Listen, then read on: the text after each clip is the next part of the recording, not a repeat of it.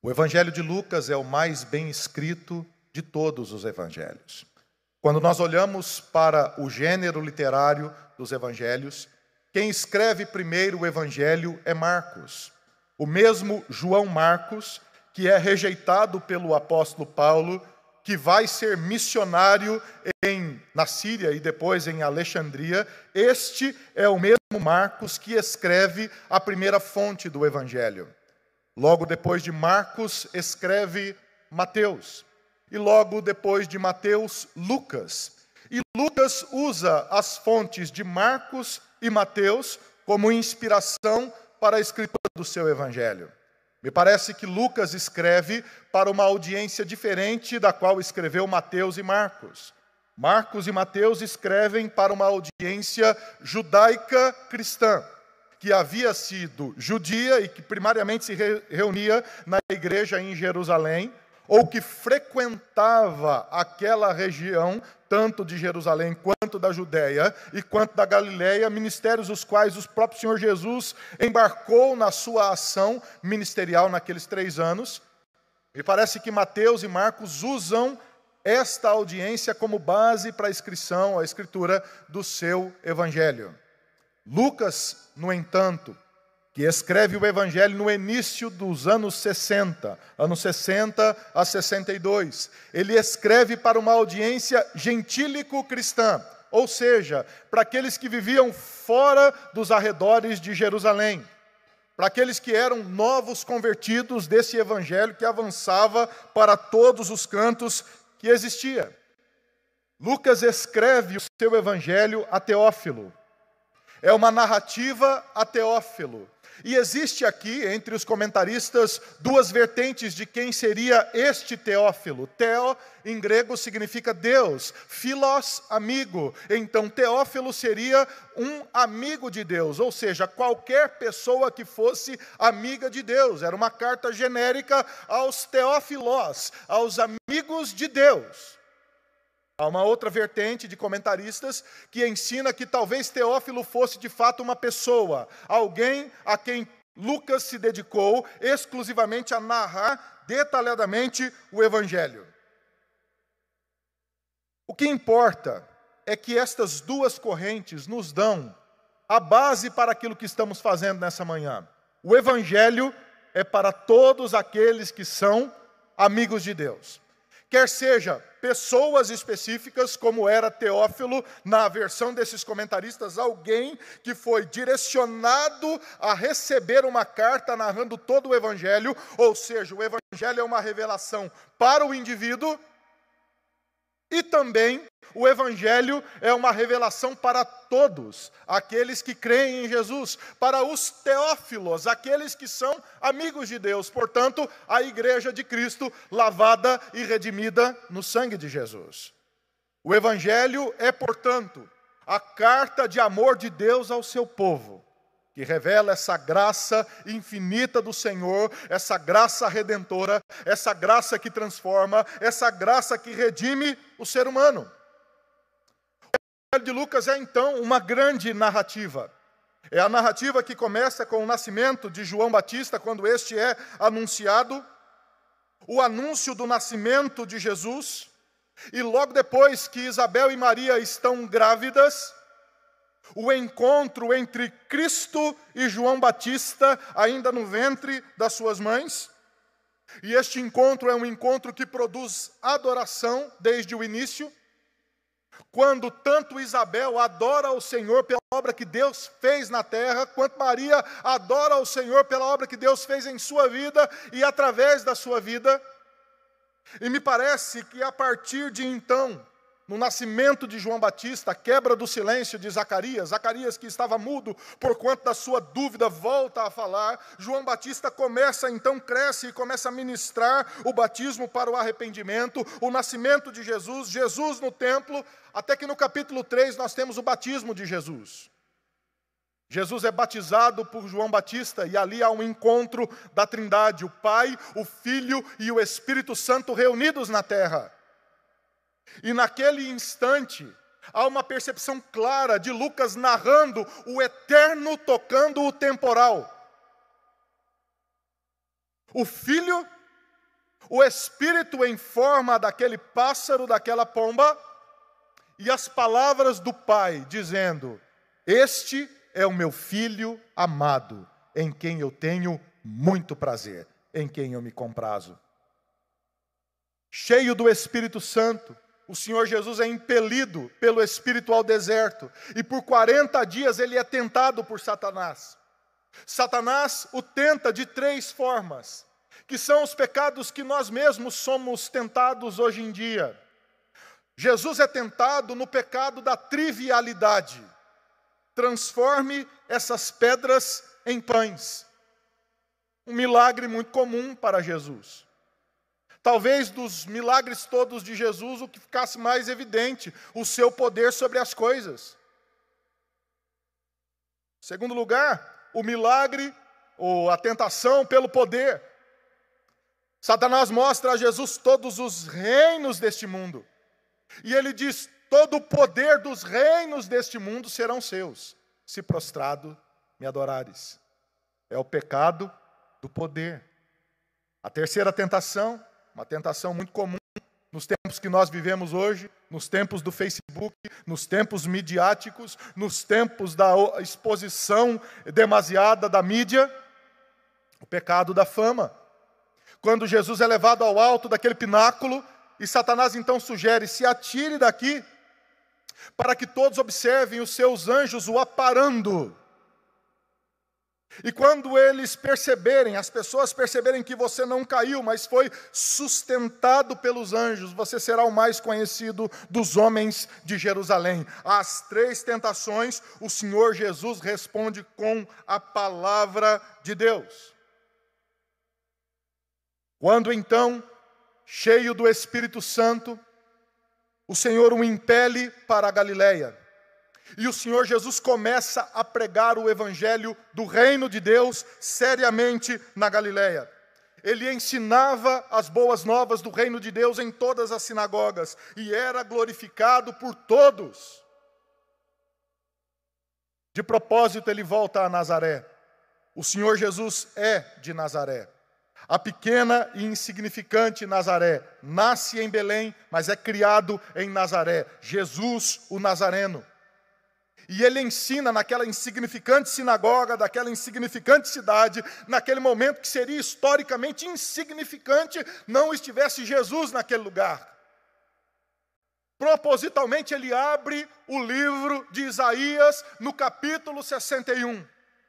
Desenrola aquele pergaminho e lê Isaías 61. Ao ler esse texto, Jesus não interpreta o texto. Ao terminar de ler o texto, ele diz: hoje a Escritura se cumpriu. O texto dizia: o Espírito Santo está sobre mim, e ele me enviou para pôr em liberdade os cativos, para dar vista aos cegos, para fazer com que os mudos falem, com que os surdos ouçam, mas principalmente para apregoar o ano aceitável do Senhor. Cristo disse em Nazaré: o reino de Deus chegou, o reino de Deus sou eu sou a palavra de Deus. E naquele instante há uma reação muito diferente em Nazaré. Jesus é expulso da sinagoga. Como se ele fosse um louco, ele é expulso da sinagoga. O levam ao mais alto monte da cidade de Nazaré e ali planejam lançá-lo para baixo daquele monte, o assassinando. O Senhor Jesus então sai pelo meio daquela multidão e ele vai para a cidade de Cafarnaum. E da mesma forma, em Cafarnaum, o Senhor Jesus vai para a sinagoga e começa a ensinar o evangelho. Quando o Senhor Jesus ensina o evangelho naquela sinagoga, algo estrondoso acontece. As pessoas percebem naquele lugar que há poder nas palavras de Jesus. Não é apenas mais um rabino lendo a palavra, mas aquele homem, ele tem o poder de Deus nas suas palavras. Porque quando ele fala, as pessoas não sabem o que acontece, mas o seu coração é aquecido. Quando ele fala, as pessoas não sabem o que acontece, mas Deus vem para perto. As pessoas não sabem o que acontece, mas aquelas palavras da verdade, elas entram como flecha nos seus corações e transformam as realidades mais profundas da sua alma. Quando o Senhor Jesus fala, o poder de Deus enche aquela sinagoga em Cafarnaum. As pessoas têm duas reações diante da palavra de Jesus. Em primeiro lugar, elas ficam maravilhadas.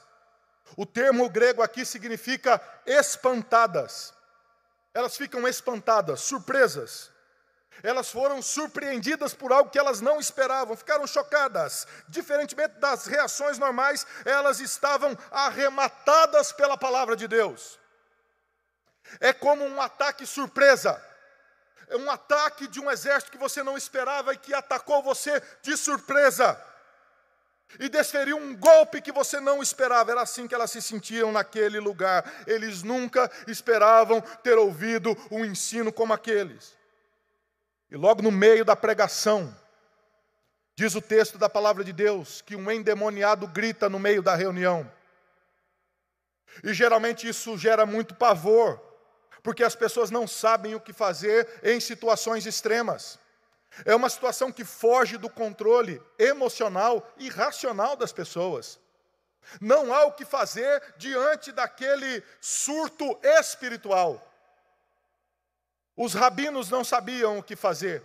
Havia tradições judaicas de como se lidar com endemoniados, mas eles de fato não sabiam o que fazer. O Senhor Jesus então repreende aquele demônio. Aquela pessoa é liberta pelo poder da palavra de Deus. E aí vem a segunda reação da sinagoga em Cafarnaum. Eles ficam paralisados. O texto bíblico diz que eles estão grandemente admirados. A tradução mais fiel talvez fosse: eles ficaram imóveis, estáticos, em silêncio profundo, paralisados. E a pergunta que está no coração daqueles da sinagoga de Cafarnaum é: que palavra é essa? Que poder é esse? Que autoridade é essa? Quem é esse homem? Que até mesmo os demônios o obedecem.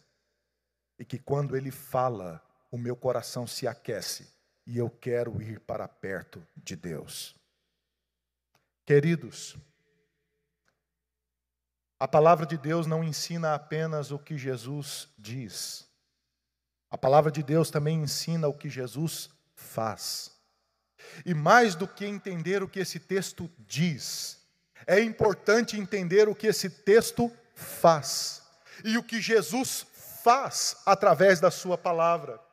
Esse mesmo Cristo, presente na sinagoga de Cafarnaum, esta mesma palavra de poder do Senhor Jesus que aquece os corações, e essa mesma autoridade eterna do Senhor que esteve em Cafarnaum, que esteve na Galileia, que esteve em Jerusalém, que se espalhou por todo o mundo conhecido, também está aqui nesta manhã. E o Senhor Jesus está presente neste culto real e espiritualmente. E não é apenas o que Jesus diz, é também o que Ele faz pela sua vida, aquecendo o seu coração, transformando a sua história, entrando nos lugares mais profundos da sua alma e promovendo perdão, graça. Você é aceito pela palavra de Deus. Da mesma forma que o nosso coração se admira ao ler a palavra de Deus, nós também precisamos ficar admirados nesta manhã por aquilo que Deus tem feito nos nossos corações, aquecendo a nossa alma e transformando o nosso coração. Portanto, aqueles que estão longe podem vir para perto, porque Jesus está nesse lugar. Jesus propõe uma dinâmica nesse seu ministério.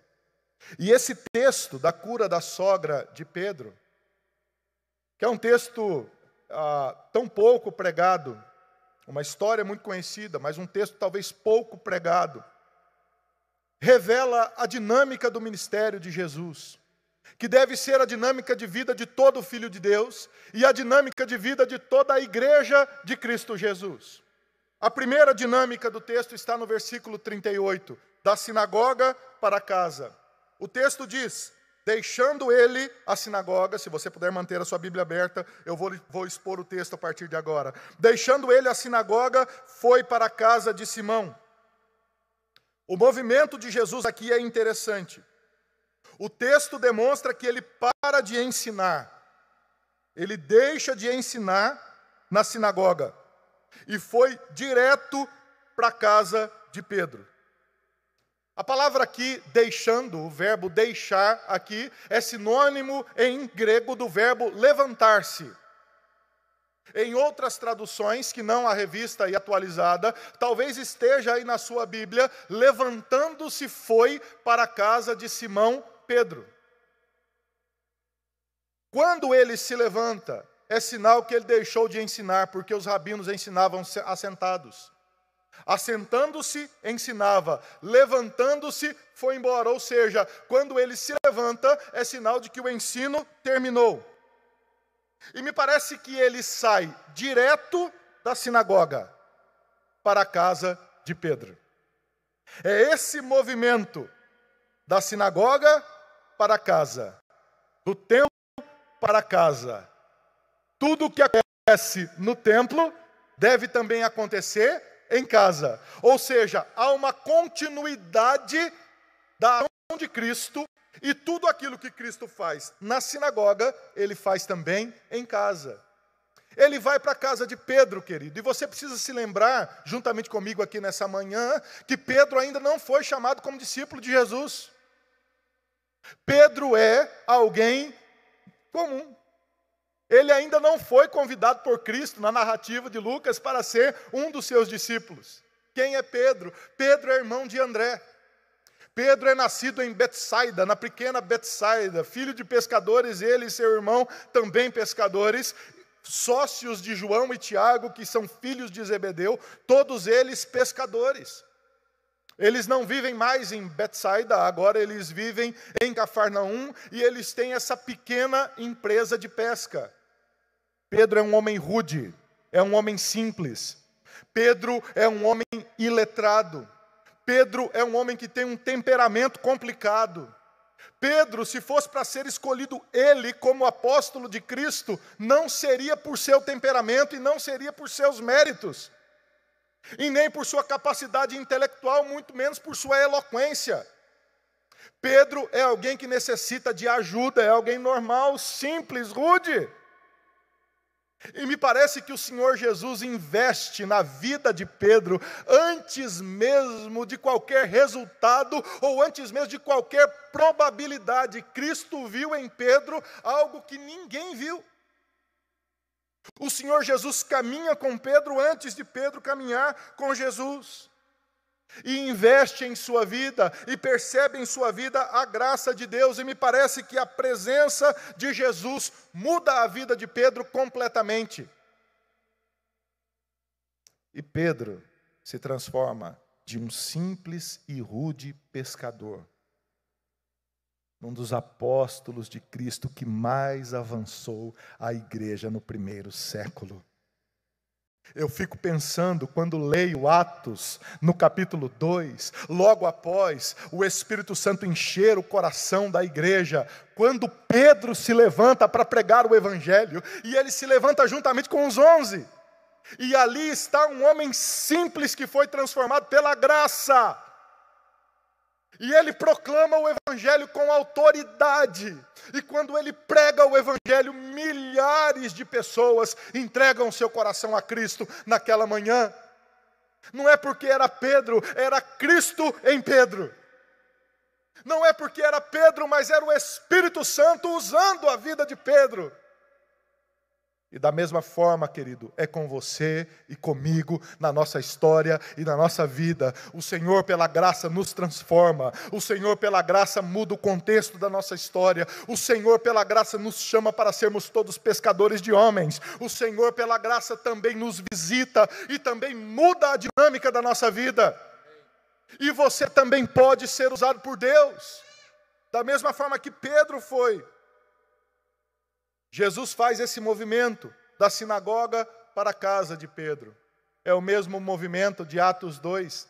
Em Atos, no capítulo 2, quando a igreja então começa o seu ministério em Jerusalém, e a partir de Jerusalém em toda a terra, é essa mesma dinâmica. Diariamente, eles partiam o pão no templo e de casa em casa. No templo e de casa em casa. Me parece que essas são duas asas da igreja. A igreja de Cristo acontece nesse ajuntamento lindo, repleto de pessoas que estão sedentas pela palavra de Deus e que querem ouvir a palavra de Deus, mas não termina por aqui. Essa dinâmica também invade as nossas casas, também invade as nossas famílias, e tudo o que acontece no templo deve também acontecer em casa. A mesma devoção da palavra de Deus, da oração, do partir do pão, da comunhão que acontece no templo, deve também acontecer em casa. A mesma ação do poder de Deus, do amor de Deus, da compaixão de Deus pelas pessoas, da generosidade que acontece no templo, deve acontecer também em casa. E os mesmos resultados, ou seja, pelo ministério da graça e do poder do Senhor, como a igreja cresce, a família também deve crescer. Essa é a dinâmica de Jesus. Em segundo lugar, o movimento específico sobre a vida dessa senhora, a sogra de Simão. Ainda no versículo 38, a parte B, e o versículo 39, a palavra do Senhor ensina: ora, a sogra de Simão achava-se enferma, com febre muito alta. Rogaram-lhe por ela. Inclinando-se para ela, repreendeu a febre, e esta a deixou. Repreendeu a febre, e esta a deixou. Quando Jesus entra na casa de Simão, há uma dinâmica muito diferente. Há algo muito diferente acontecendo nesse lugar. É um quadro que está fora do controle das pessoas. A sua sogra está enferma. O termo enfermo aqui em grego significa pressionado, oprimido. Há algo fora do seu controle acontecendo com ela. Ela está sofrendo, afligida por essa enfermidade fora do seu controle. Ela tem uma febre muito alta. Uma febre muito alta pode ser em decorrência de uma infecção, um quadro simples que se agravou. Fora do controle de qualquer pessoa naquela época, não há medicamentos para poder curar essa febre alta. É um quadro de morte. Ela está prestes a morrer. O texto indica que ela está prostrada, ou seja, ela já não tem forças para caminhar. Ela já não tem forças para poder resistir a essa febre que tomou conta do seu corpo. Talvez trêmula, talvez perdendo a consciência já, talvez já desenganada pela família. A casa de Pedro está sofrendo pela aflição daquela senhora. E me parece que nesse instante, quando Jesus entra nessa casa, e a narrativa do Evangelho é muito linda por conta disso, ela não é uma narrativa que esconde as imperfeições e as enfermidades das pessoas, ela nos deixa ver um quadro real de como também Jesus encontra as nossas casas muitas vezes. Muitas vezes a sua casa também está desorganizada, irmão. Muitas vezes também a sua casa enfrenta sofrimentos. Você não os queria, mas eles estão ali. São as ambiguidades da vida que nós não gostamos, mas que elas se apresentam na vida dos nossos filhos. São paradoxos terríveis que nós não compreendemos. Mas de repente filhos que foram criados nos caminhos do Senhor estão distantes da palavra de Deus, fora do seu controle, e isso gera sofrimento na sua casa. É uma casa que luta contra relacionamentos falidos e desesperadoramente precisando de ajuda. Casas que lutam contra enfermidades terríveis, casas que lutam com problemas seríssimos, famílias estendidas que têm problemas graves.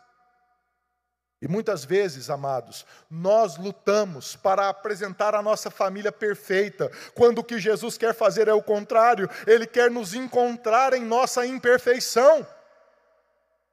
Portanto, se a sua família sofre, ao invés de lutar para que a sua família seja perfeita, abra as portas da sua casa e diga: seja bem-vindo, Senhor Jesus. Seja bem-vindo ao interior da minha casa, desorganizada como ela está. Venha estar conosco, Senhor Jesus.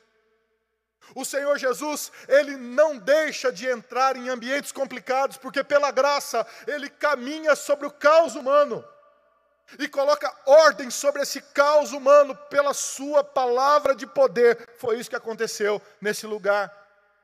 E o texto deixa muito claro como isso aconteceu. O Senhor Jesus se inclinou àquela mulher. O verbo aqui, inclinar, significa pairar, sobrevoar. É o mesmo verbo, o Espírito de Deus pairava sobre a face das águas. Significa encher o lugar completamente. Quando o Senhor Jesus entra naquela casa, a primeira atitude que ele tem é encher aquela casa com a sua presença. Ele enche a casa de Pedro. Diante de toda a desorganização, do caos, da luta, da enfermidade, da aflição, da opressão, o Senhor Jesus enche aquele lugar com a sua presença.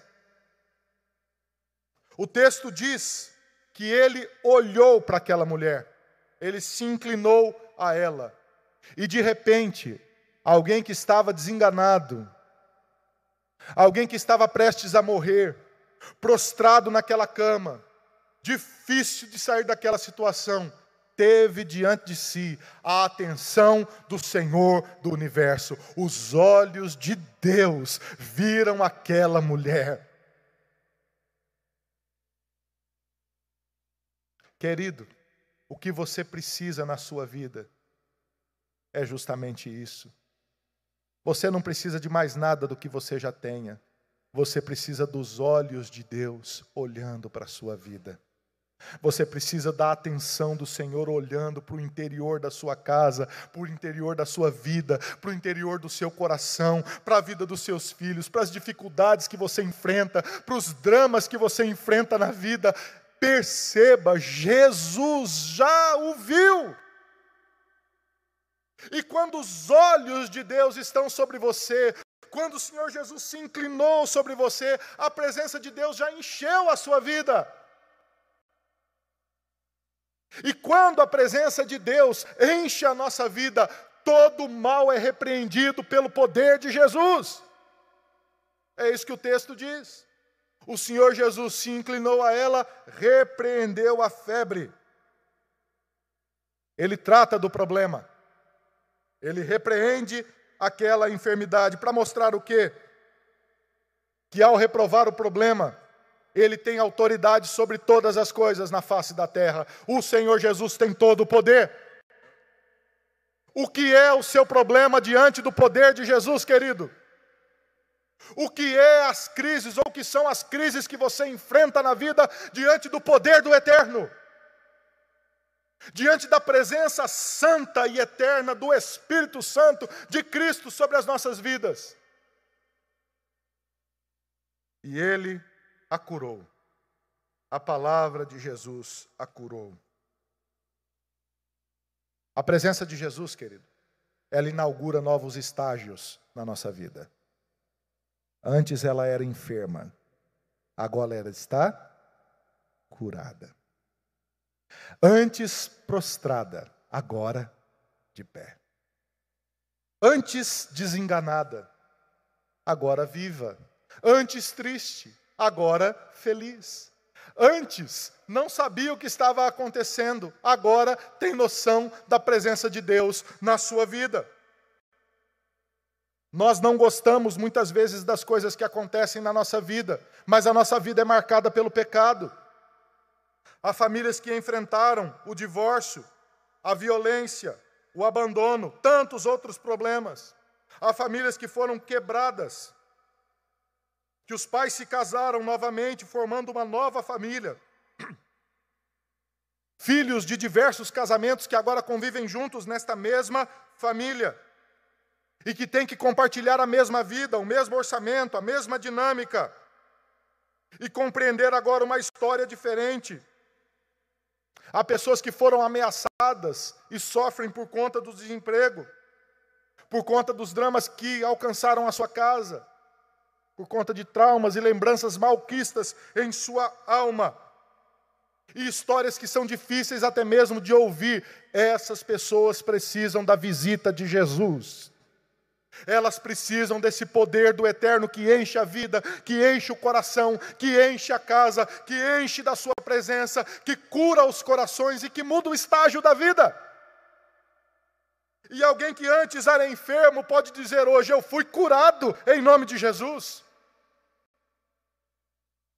E alguém antes que não cria em Cristo pode dizer hoje nessa manhã: eu creio em Cristo, em nome de Jesus. Em terceiro e último lugar, é o que a palavra de Deus faz na vida dessa senhora. São 3 caminhos: da sinagoga para casa. Ou seja, Jesus deseja entrar na sua casa. Em segundo lugar, da enfermidade para a cura. A presença de Jesus enche a nossa vida, se inclina sobre nós, repreende toda a maldade, toda a ação do pecado, e nós somos curados pela graça de Deus. E em terceiro e último lugar, da cura para o serviço. É isso que acontece na vida dessa senhora. O texto bíblico diz, final do versículo 39 até o 41. Logo se levantou e, passando a servi-los, ao pôr do sol, todos os que tinham enfermos de diferentes moléstias nos traziam, e ele os curava, impondo as mãos sobre cada um. Também de muitos saíam demônios, gritando e dizendo: Tu és o Filho de Deus. Ele, porém, os repreendia, para que não falassem, pois sabiam que ele era o Cristo. Há um caminho textual interessante aqui. Como é que essa nova dinâmica se apresenta?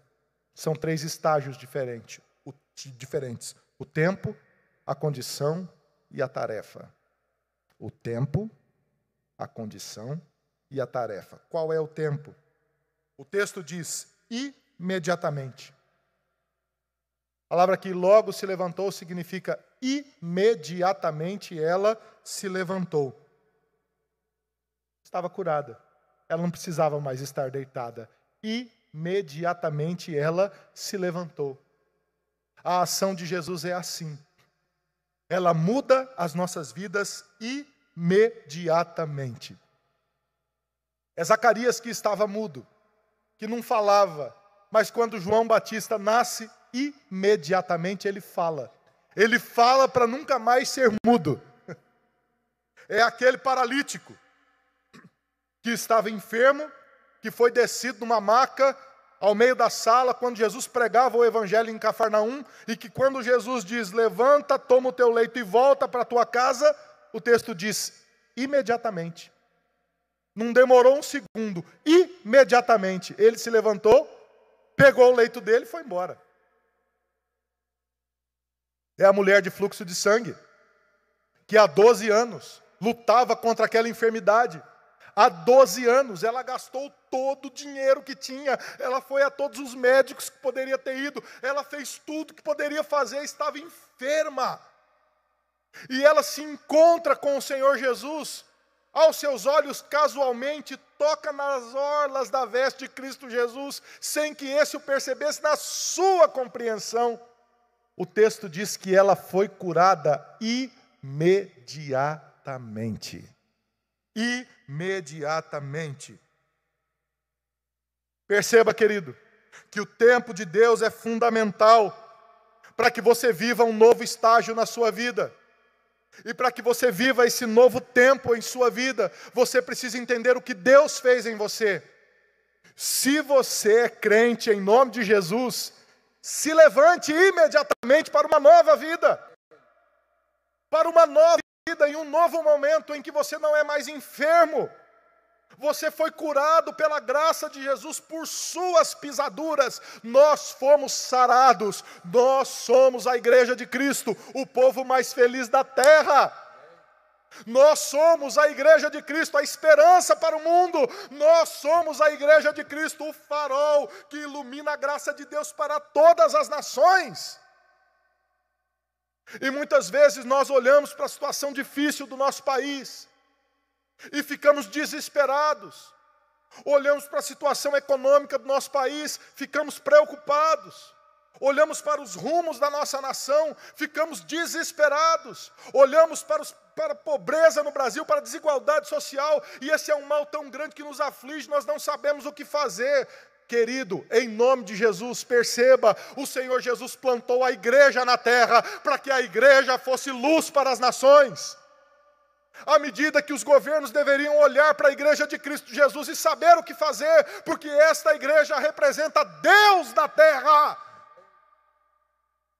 Quando o Senhor Jesus enviou para a Fortaleza, em 1883, aquele casal americano, que fez o primeiro culto nessa cidade em inglês, quando dezenas de pessoas ouviram o Evangelho e algumas se converteram a Cristo Jesus, o Senhor Jesus olhava para esse momento que nós vivemos hoje aqui. Quando pela graça de Deus, numa luta terrível, de contrariedades e de leis que foram feitas, e a sangue de muitos irmãos que morreram para proclamar o Evangelho nessa terra, o Evangelho chegou até nós. Porque pela graça do Senhor, o Senhor Jesus veio pela história curando pessoas, resgatando pessoas, plantando igreja, levantando pastores, levantando homens de Deus para proclamar o Evangelho nessa cidade, levantando famílias para viverem firmes na fé, nessa dinâmica do templo e da casa, para a glória de Deus, proclamando o Evangelho nessa terra e pregando o Evangelho nesse estado. A igreja é a luz para as nações. A igreja é a esperança do mundo. Tire a igreja do mundo e o mundo perdeu a esperança. Tire a igreja do mundo e o mundo perdeu a beleza. Tire a igreja do mundo e o mundo perdeu a perspectiva de transformação da graça de Deus. Deus usa a igreja como ministério da reconciliação para toda a terra. Qual é o tempo? O tempo é hoje, porque imediatamente o Senhor Jesus vai curando pessoas e as transformando pela graça do Senhor. A condição, ela se levantou, estava deitada, prostrada, mas agora se levanta.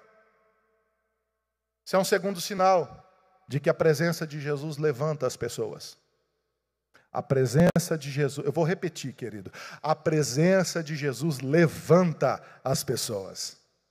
A presença de Jesus tira as pessoas desse estágio de letargia, tira as pessoas desse estágio de quase morte, tira essas pessoas desse estágio de serem espectadoras da vida cristã e as levanta para um novo momento.